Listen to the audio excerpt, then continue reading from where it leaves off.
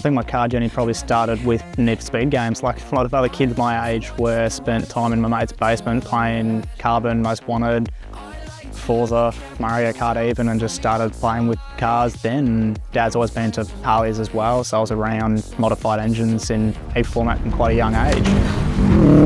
Looking on car sales, my first car as a kid, and ended up getting a Bug Eye like this one, but non-turbo of course, and then I sort of just fell in love with them. From there, found this during COVID, believe it or not, and managed to pick it up for quite a deal.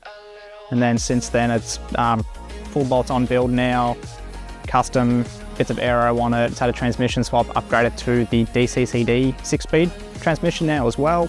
It's got bright bucket seats in it now. It's, you know, when I put it on the car at this point. Honestly, probably the favourite thing on the car is the exhaust.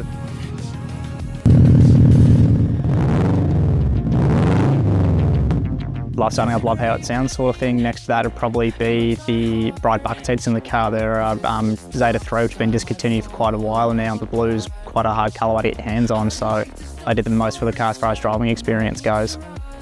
So the exhaust is the first thing I did to the car with a cat-back system from NVIDIA. And then after that, when I went for the dyno tune, I went for a catted 3-inch dump system straight through.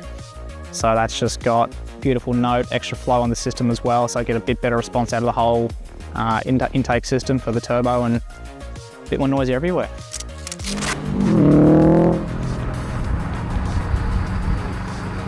So sort of got this car to try to start driving on the mountains around the area first, and then I sort of got into the track driving, and since then gotten a bit older and prefer to just take on a cruise through the countryside.